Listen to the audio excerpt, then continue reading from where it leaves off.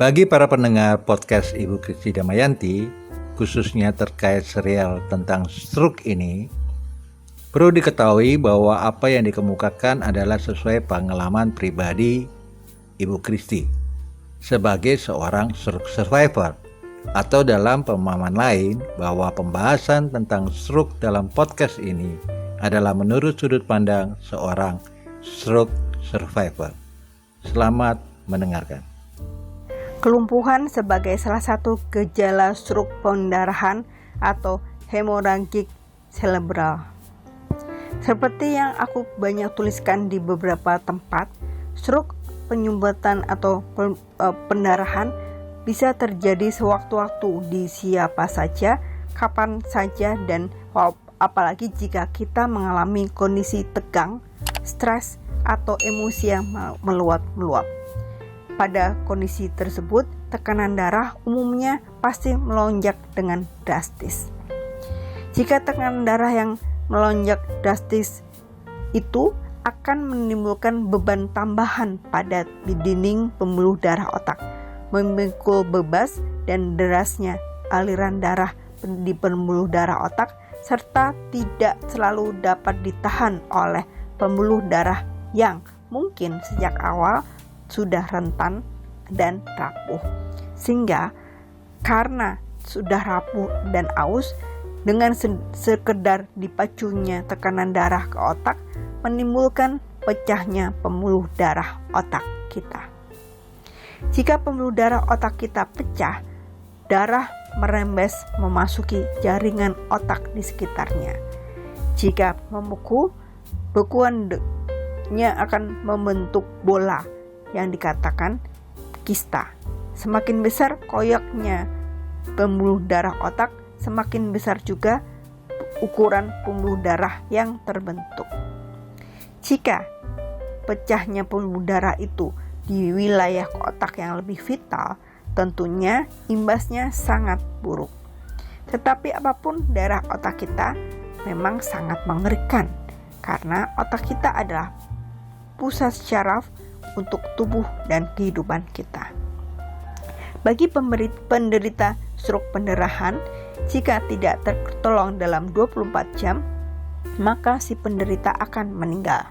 Apalagi karena stroke belum tersosialisasikan dengan baik, banyak orang yang menganggap itu biasa saja, dan bahkan di desa-desa stroke dianggap menjadi penyakit kutukan, dan ada juga yang menganggap kesambat setan karena si penderita bisa saja tiba-tiba lumpuh dan tidak bisa bicara sama sekali. Jika dalam waktu kurang dari 24 jam atau lebih mendekati the golden time untuk pertolongan, maka si penderita bisa tertolong walaupun tetap meninggalkan kecacatan tertentu seperti aku. Besar kecilnya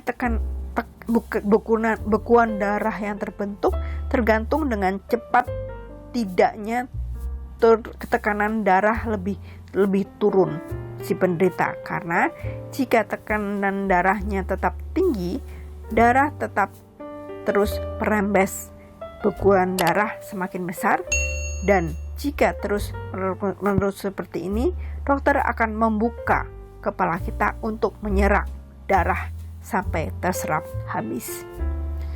Menurut dokter, pembedahan otak harus dipantau bila bekuan darah si penderita tergolong besar dan si penderita punya harapan sembuh.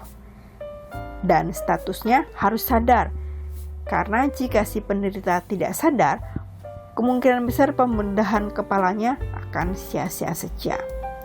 Monitoring pembekuan darah si penderita dilakukan dengan CT scan setiap saat.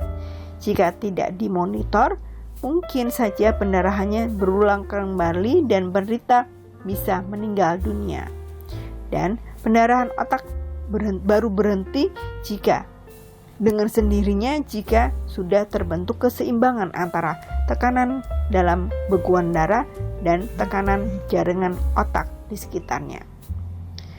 Stroke pendarahan sebagian besar ditandai dengan melihat dua gejala umum, kelumpuhan dan penurunan kesadaran berbentuk koma, di mana si penderita tidak memberikan respon untuk stimulan apapun pada tubuhnya.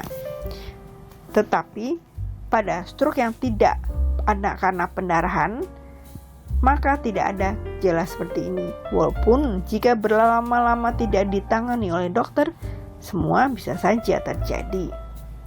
Sebenarnya gejala kelumpuhan tidak harus terjadi, tergantung dari daerah mana pada otak yang rusak, seperti cerita Brodmann area. Tetapi menurut referensi tentang otak adalah bagian yang paling rumit pada tubuh kita, dan sampai sekarang pun para ahli masih meneliti otak kita. Menurut mereka, mungkin karena belum separuhnya otak kita yang diteliti, sehingga misteri otak yang merupakan sumber penyakit stroke belum bisa terpecahkan secara detail. Jadi, walaupun sang Brodmann yang meneliti otak manusia dalam 47 area, belum tentu hanya 47 area, bisa saja menjadi 100 area. Tetapi, apapun yang terjadi, apapun yang dokter-dokter atau orang-orang lain katakan tentang prediksi sakit kita masing-masing, tetap berpegang pada Tuhan, bahwa apapun akan mungkin terjadi apabila Tuhan menginginkannya bagi kita untuk kehidupan kita. Misteri otak memang masih menjadi karya Tuhan yang sangat brilian bagi kehidupan kita.